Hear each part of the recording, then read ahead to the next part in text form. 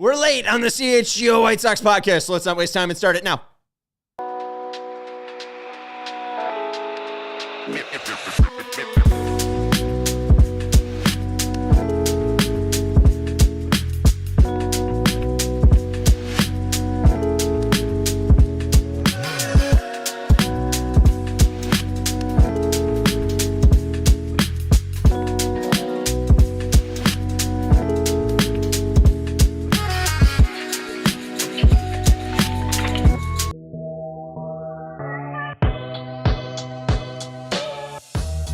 Welcome into the CHGO White Sox podcast, coming to you live from Studio B of our CHGO Anderson. The B stands for Burke, as Shawn Burke is your opening day starter for the 2025 White Sox. We're being produced today by my pal, Stephen Nicholas, and we'll be joined right now on the Hooters Hot Wings Hotline. Let's not waste any time and bringing in the editor-in-chief of Sox on 35th and Diamond Digest. It is Jordan Lazowski and his beautiful, beautiful hair. Look at Jordan's hair, everyone. Woohoo! When did you start growing out your hair like this? Oh my gosh, like 3 years ago, 2 years ago, maybe at this point. I always kept it short. I wanted it short and then changed it up. And now I'm like, nope, never cutting it again. So is it upkeep only? Like, have you actually ever cut it? Yeah, yeah, I've cut it. It's definite upkeep, and it's not fun some days, like the windy Chicago days that tend to come around like a lot. Yeah. So, trust me, we have our moments of regret.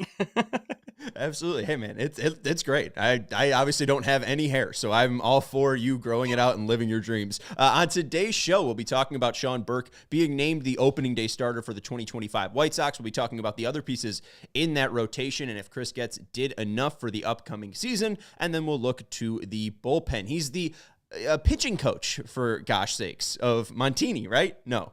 Correct, yes. Yes. Let's go. Do you know Greg Fox? Yes, so Foxy coached when I was there.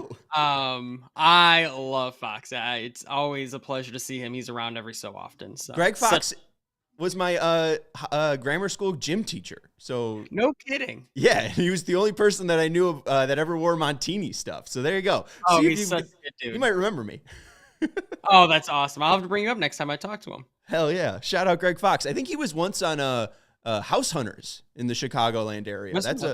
Yeah, I swear to God, I think Greg Fox was on a TV show once. Anyways, and that's enough about my grammar school gym teacher. Shawn Burke was named the opening day starter for the 2025 White Sox. Will Venable announced it on Saturday. I think the biggest thing that came from this, I thought Jonathan Cannon was going to be the opening day starter. You thought Davis Martin was going to be the opening day starter. Jordan, this is neither Davis Martin or Jonathan Cannon. How surprised are you? Yeah, it's pretty surprising given the fact, I guess a couple things. Number one, he hasn't looked great in the spring. Spring's not the end-all be-all, so I get that. It's whatever. But also, in terms of tenure, track record, things like that, like I think Scott Merkin tweeted it the other day, there's no one with less experience from a just innings amount since 1903. So this kind of feels very, I guess, surprising, but when you're talking about a team where there's no true ace and it's all very merit-based, there was clearly something they liked enough to say, hey, this is going to be our guy on opening day. So surprising, but at the same time, I guess not that surprising because it was one of four names. So right. Well, and it's kind of funny that even with Garrett Crochet being the opening day starter last year, Crochet had more time in the major leagues than him. He had 73 innings pitched.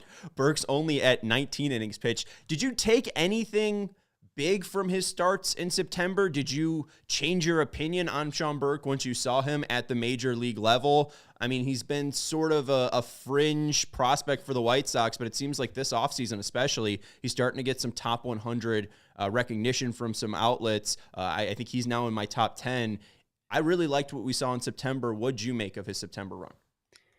Yeah, it was about as good of an audition as you can put together, simply because some of the concerns that had been a part of him falling in terms of his stock is when he came out of Maryland, he was pretty highly regarded as a quick riser. He was going to be quickly through the system, and he was on that trajectory until injuries and then some real concerns with walks and getting deeper into games became an issue. So it's not surprising to see him succeed, but at the same time, you want to make sure it's sustainable. And is 19 innings enough to say that? I don't know. At the same time, though, in those 19 innings, yeah, you saw a guy who could really command all 4 of his pitches, had really, really good life on all of them, and at the same time, found the strike zone consistently. It's one thing to have 4 good pitches, another to command it. So, and kind of like Crochet last year, surprising, but clearly they see something that maybe is not showing up on the box scores just yet. Yeah, absolutely. Before we get into his stuff plus and maybe some comps for Shawn Burke, I do want to ask you, why do you think they went with Burke? I kind of am, theorizing that Davis Martin is likely to get traded this year if he's near decent, right? They've already used 2 of his years on rehab from either coming back from Tommy John or him making his major league debut. He's not a guy with a ton of service time left. If he's all right, I think he might be really interesting for a team because of his control. So I think Martin makes sense because, he might not be here in 2026. Do you think Burke won this job from Cannon then? Am I thinking that it was more between Burke and Cannon this spring, or do you still feel like Martin was in there? I still feel like it was between those 3. I think of the 4 they named, I think Martin Perez was probably the only one where I said he's probably not going to get it, simply because if you want to start the new era, the new age of White Sox baseball, throwing another veteran out there, no matter how good he is, he's an above average starting pitcher, but throwing a veteran out there isn't the way to set that new age necessarily. I do see the idea that Martin would be traded simply from a control standpoint. I think the optics would have looked nice to have him start opening day, but at the same time, do you want to trade your opening day starter 2 years in a row? There's optics in that as well, or 3 years because they traded Cease. So now there's optics with all of that as well. So I think it truly was between the 3 young guys, and you could have made an argument anyway. Yeah, and the best news for White Sox fans out of all of this, Martin, 11th round pick for the White Sox, Cannon, a 3rd round pick for the White Sox, Burke, a 3rd round pick for the White Sox. We're seeing actual successes from the pitching staff, which is lovely to see. Let's go to Shawn Burke's spring stats, because you mentioned that they haven't been great so far. 8 2/3, I believe 4 earned runs, 5 walks to 6 Ks. If you want to flash this, Steven, this is his stuff plus from @TJ Stats. And the biggest thing that I think sticks out to me and probably you, Jordan, you could see that grade on a 20 to 80 grade scale on that right-hand side. The four-seam fastball, a 66 grade, nearly an elite pitch right there from Shawn Burke. The slider grades out at a 55. What I thought was his best pitch last year, his curveball at a 45, so like sub below average, but I think it is a better pitch than that. I think it will grade out to closer to a 100. And then you mentioned the 4th pitch that he has, that changeup grading out at a 58 overall. He also added a sinker this spring just to give a different look. But mainly with those 4 pitches, what do you like, and how do you think he's going to end up getting through most hitters? Do you think he's mainly going to be a 4-seam slider guy, or do you think that there is something with either this changeup or curveball? Yeah, when you look at the history of White Sox pitchers, at least recently, the fair answer would be fastball slider, because that seems to be what they prioritize. That seems to be what they like, and you get it. It's your hardest pitch and the breaking ball you can throw the hardest. So it prioritizes just throwing the baseball hard and letting it move. So it makes sense from that standpoint. It would be fastball slider. That being said, a high fastball and a 12-6 is kind of what saw Dylan Cease be so successful. Even when he wasn't commanding at the best, you at least have some tunneling that comes with it, I guess is how I'll phrase it. So it could go either way, truly. I think that I agree with you. I think that curveball is better than it grades out. I think there's so few guys who throw a true 12-6 that it's hard to grade a 12-6. Like some of the best ones, you're thinking like Gallen, Verlander, those types of guys. Those are elite curveballs that are getting graded up against this one at the same time. So it's kind of hard. So I do think they prioritized fastball slider last year. I think they'll probably lean that way. That being said, the 3rd pitch is absolutely going to be the curveball, and it's going to be at least maybe a 15, even 20% of the time pitch. I think you could see them use them interchangeably based on matchups. Well, and when he's coming from that height, too, I think that's the thing that Jordan Montgomery saw such success from in the 2023 playoffs. He ended up verging on that death ball where it's basically, like you said, that 12-6 that just drops straight down. I'm really interested if they can kind of work on that type of shape with Shawn Burke. Let's comp him. If you had to draw a comparison to a major league pitcher, who would you compare Shawn Burke to? Oh, that's so hard. It is such a hard question. I think when you mention guys like Verlander, Gallen, it's because of the curveball. These are over the top more guys, Verlander more than Gallen.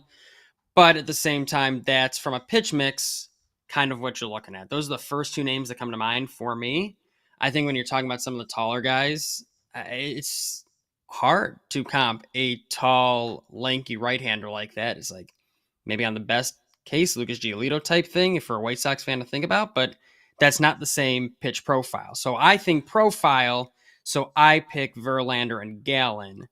Um, Again, that's to the original point. That's probably why you see those Stuff Plus grades out a little bit lower, because if that's who you got to compare it to, you're in a tough place. But size wise, you have to look at guys like, I guess Giolito's one where it's like, hey, here's how tall guys with hard to repeat mechanics find a way to succeed.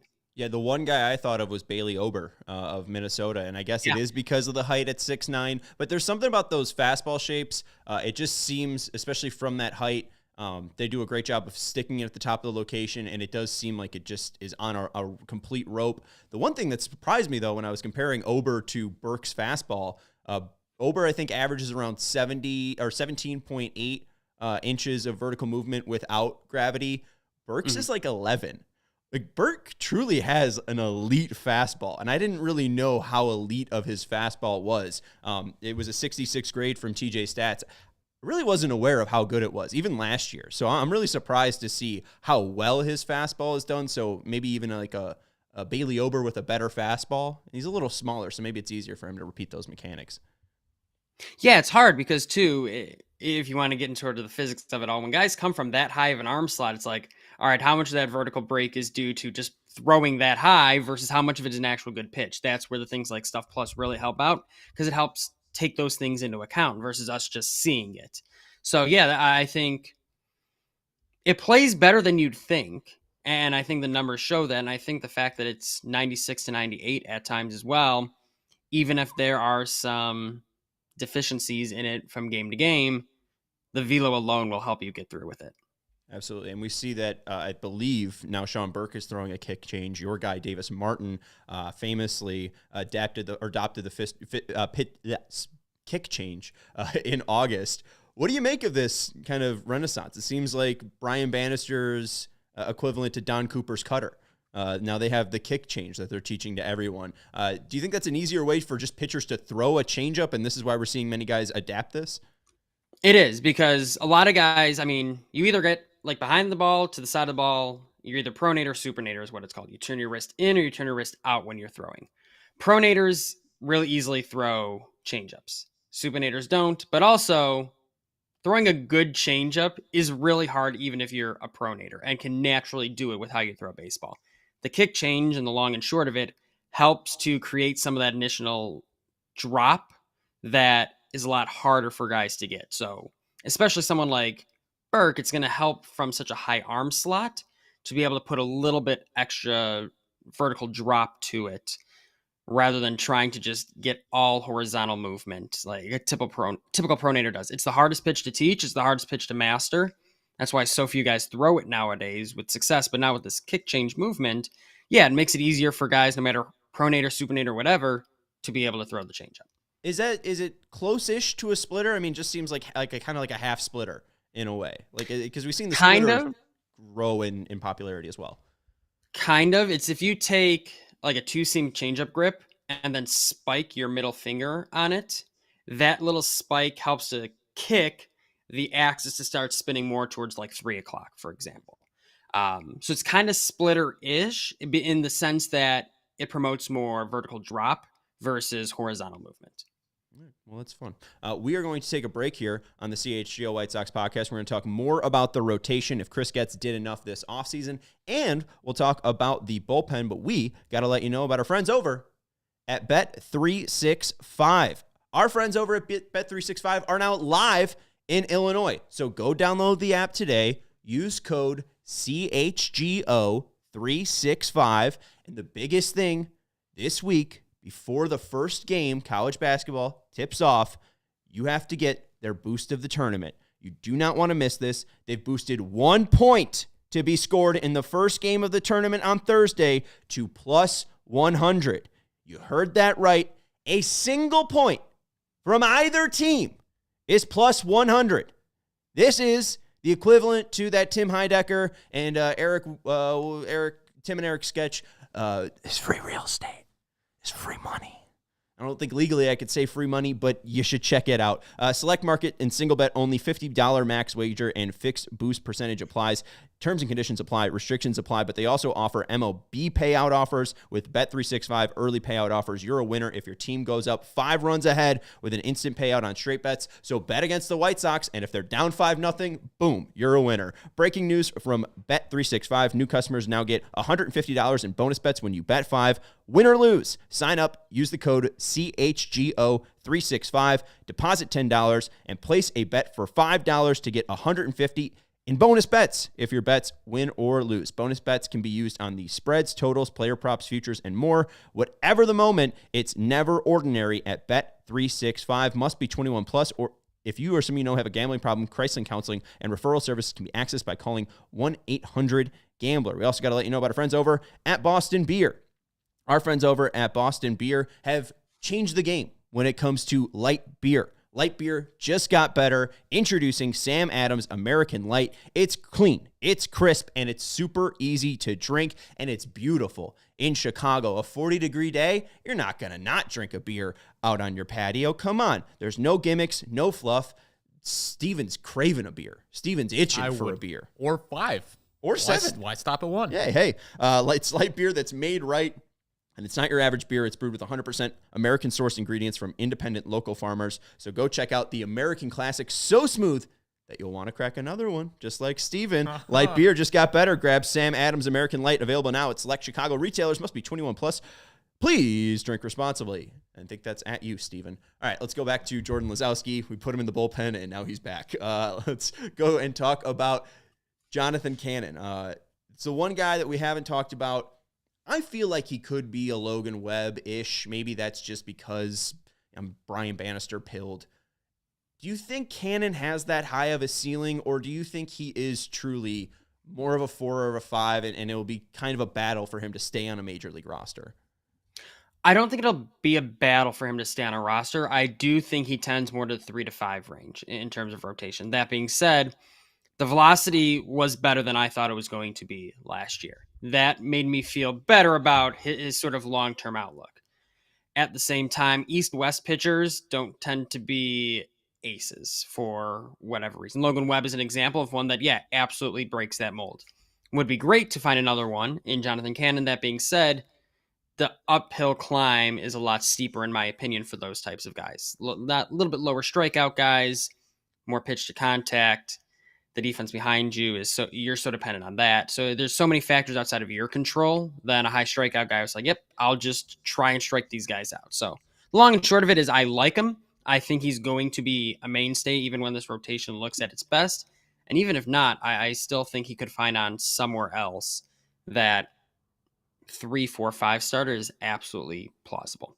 Yeah. How would you set up this rotation? Would you go Burke, Martin, Cannon, Perez? I have Bryce Wilson as my 5. How would you set up the rotation?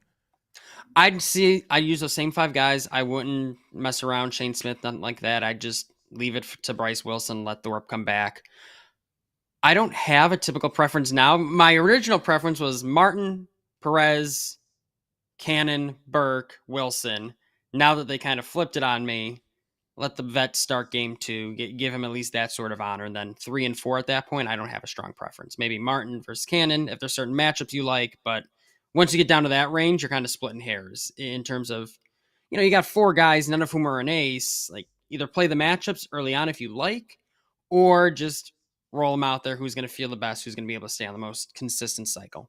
You bring up Martin Perez pitching to Jorge Soler. I think that's going to be his first home run of the year. Mercy. Yeah, and Cannon's not one of those guys that I'm too worried about when you look at his spring training numbers. 11 1/3, 2.21 whip, 10.32 ERA. One thing that he talked about was working on his changeup, so maybe he does have a little bit more, drop in vertical movement, right? So he can have that thing fall out and go a little bit more north-south. It's a guy that I'm a little bit more worried about just because you bring up the east to west, and I wonder if that's easier to scout and if it will be easier for him to maybe not get out of innings because of this, rough defense. Let's go to the bullpen. Who do you think is going to open as the closer? Will there even be a closer because the White Sox are in a game to win? Yeah, I think they'll still stay closer by committee. I think Clevenger has been the name that they've mentioned the most in terms of a guy they want to put there. I think quite a few guys have made an argument, though. Leisure has looked way better, added a almost 80 grade splitter over the offseason, which, you're talking about changeups, high arm slots. Splitter makes all the sense in the world, especially for someone coming out of the pen. Penn Murphy, I know he was injured last year. I'm surprised a better team or a team with a better outlook than the White Sox still didn't take a chance on him. He's looked awesome. That's a nice veteran mainstay. And then maybe even Gus Varland. The stuff hasn't been there in terms of results, but when you talk about a stuff plus darling or someone who's like, hey, the stuff is worth believing in, that's a guy they might have been able to steal from the Dodgers last year. I think all of them could play a role. I think they'll probably start with Clevenger. That's kind of what they've said. That being said, matchups wise, or just there's no shortage of guys that I think could hold it down for any 2, 3, 4, 5 games at a time. Yeah, and loaded topic here, but were you more surprised that they brought back Clevenger, or more surprised that Shawn Burke's the opening day starter? Clevenger, and then stuck him in the bullpen. I'm someone who, when you're going to be a young team that is probably not going to win a lot of ball games, let your young guys play. Let your young guys, especially in the bullpen, let your young guys figure it out. Sign the Penn Murphys to maybe be stopgaps or long relief men, whatever. I don't think it's not just Clevenger. I wouldn't have needed any veteran to come in and potentially be the closer of this team. There's enough guys to at least try it. Right. Unless it was a player that you're giving significant-ish money to where you think there's going to be a return at the deadline. We've seen 2 deadlines in a row where Clevenger has not been dealt. Just so far, his grade on his fastball coming out of the pen, 56 on the 20 to 80 grade scale, 101 TJ Stuff Plus. It's an average major league pitcher at this point. We'll see how it ends up playing out. All right. Do you think Tyler Gilbert is going to be a part of this bullpen? Because you brought up Penn Murphy. I do think Brian Bannister is a fan of those quirky arm angles to throw at people. That's why we saw Tim Hill last year. Do you think we're going to get kind of opposing righty sidearm, lefty sidearm in Gilbert and Murphy? I think they should be willing to try it, simply because what's the worst case that's going to happen? You DFA him and you try someone else. That's the thing. If you're going to bring in veterans for this, my assumption is you're going to let them make the team and you're going to put them in roles where they can either prove themselves or you got to ship them out. We can debate the merits of doing that, but anytime you see a guy add to the 40-man roster, like Cam Boozer's another one. I expect they might bring 2 guys out as left-handers for this team, just for matchup bases or whatever. Once you're put on the roster, I have a feeling you're going to at least get a chance to prove yourself from a veteran standpoint. I'm going to say they probably pick both of them, just because it becomes an options game too. Who has options, who doesn't? That's something that they're probably going to look at as well. Yeah, and funny enough, they gave an option, or they gave a shot to Tim Hill last year with his weird arm angle. They ended up releasing him, and then he was great with New York. So it was kind of like, that's the double-edged sword, though, too. Because it's like, sometimes it's like you have a bad few weeks. Jake Diekman, I remember 2 years ago, I think it was with the Rays, did not start well, goes to Tampa, and kills. It's like, well, you took a very small sample size and decided to make it the entirety of the sample size in a year where, they had more expectations there. But maybe Tim Hill's an example of hey, maybe you should have held on a little bit longer, just because what was your other option?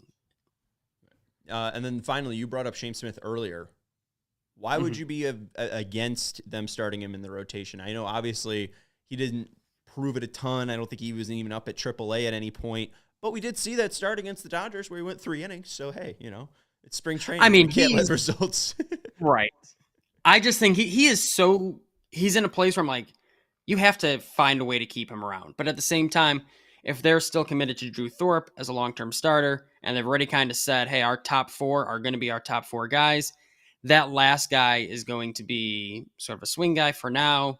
Just throw a veteran in there. Let a guy like Shane Smith, who, like you said, hasn't really pitched above AAA, or AA, let him get those innings, let him get the feel for being a big league starter or big league pitcher, let him get into a big league routine, and then throw him in the fire if you need a spot start or something. Like, if you know that spot's going to be replaced by Thorpe in a couple weeks, don't put a guy there who's just learning how to be a big leaguer.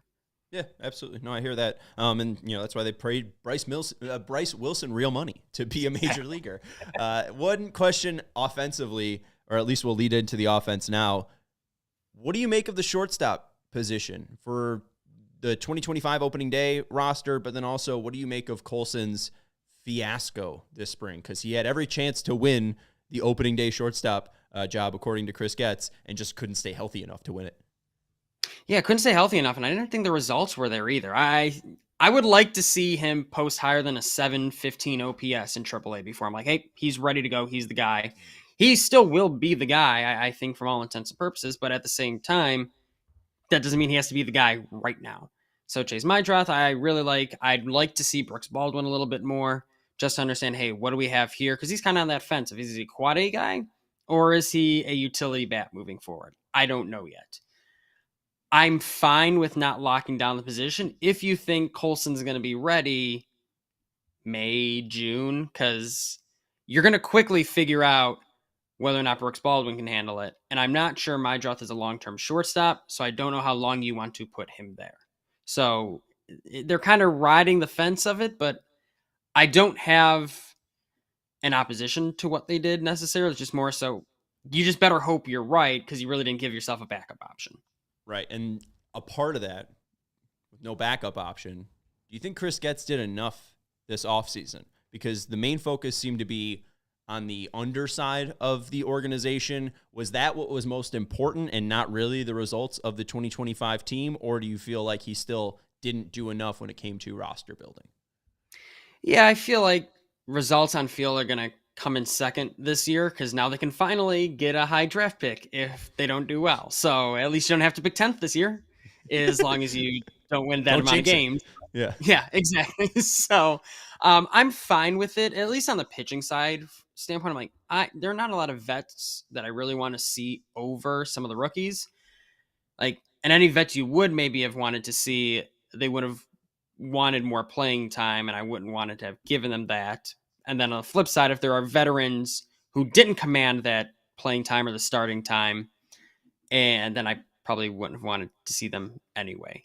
So it's kind of that double sided. Like, if stuff really hits the fan, and now all of a sudden you're in June and you're on your 10th starter already, I'm sure there's a veteran lying around somewhere who you can come and sign and kind of go from there. I don't mind it as much on the pitching side, because it's easier to come up with backup options. Yeah, there are some positions hitting wise you probably want a little bit more insurance on, but at the same time, the veterans who will come in and just willingly be a stopgap are so few and far in between. You almost have to be careful. It's like, is it worth even doing this versus evaluating what we got in house? Well, and this is the place that White Sox fans are in. The Fat Hipster said, did some research about NRIs and players with no option. Here are the most potential Sox guys could get. Nick Ahmed, currently on an NRI with the Rangers. Brendan Rodgers on an NRI with the Astros. And Oswaldo Peraza, a Yankees option. And I believe Rodgers isn't even a shortstop. I think he's mainly a second baseman. So it's like, it's real thin on what they even could possibly luck into on the NRIs. So I think that he maybe was just a little too short. Like, I know nobody wants to see a Tim reunion, but Tim was out there and he signed with the Angels. Like, he wouldn't have signed with the White Sox. I don't know. I mean, he would have. Maybe I'm a little too homerish with Tim Anderson. You can go so many ways with it, especially shortstop, because they didn't really give you even a good stopgap option. Like, you think about when Tim Anderson was coming up way back when. Okay, Jimmy Rollins. Like, yeah, that's not real necessarily, but that feels more real than Chase Mydroth, Jacob Amaya, Brooks Baldwin, and some prayers. Like, there's a middle ground in between that I think they could have found. But at the same time, I'm not overly concerned, at least now. Yeah. And what was that one tweet? Yeah, right. And then what was that? Who was the guy that ended up going to Japan that used to play shorts? Tyler Saladino. Remember that one tweet from, I forget, guy who works for Ford, Phil Rogers. He was like, oh, well, now Jimmy Rollins here. Tim Anderson better watch out, because future White Sox shortstop Tyler Saladino is going to be taking over. I love. We've all got some interesting takes lying around out there. I don't think anyone has anything that's that bad. fair. They're not that bad. All right. Last question for you, Jordan. It's the biggest one of them all. Will the White Sox win more than 50 games this year? They better, because I may or may not have made some responsible or irresponsible decisions based on that. That being said, I do think so, genuinely. I don't think it's hard to be that historically bad. Like, I don't think they'll do that, but also the pitching is a little bit more exciting this year. And I think that alone will help to carry them to, let's say, 53, 54, 55 territory. Like, respectable, but still the worst team in baseball territory. Another 100-loss season, but at least we won't be hiding our faces when we're showing up to Rate Field.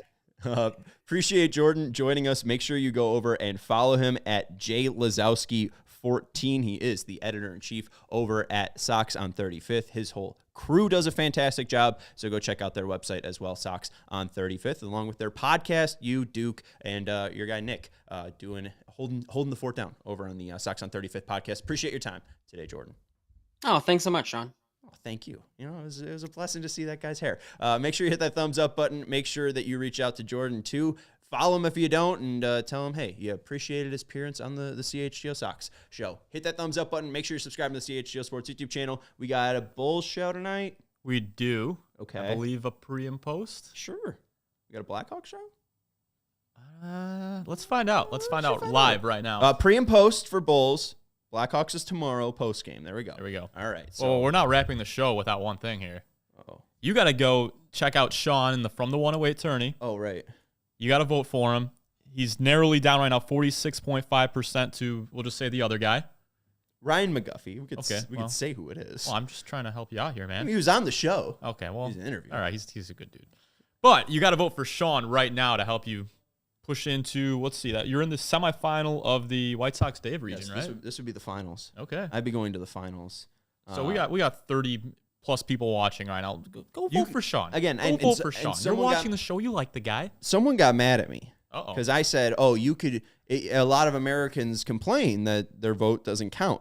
Like, I wasn't even trying to say any party or anything, not even in the recent election. Everything I've heard from my 27 years is that people are upset about the way that voting happens in this country.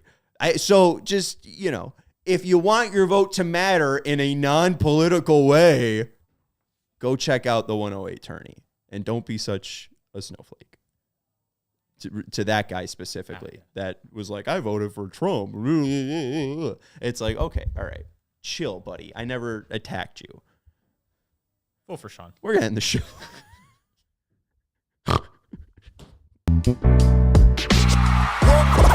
We all silly like the mayor.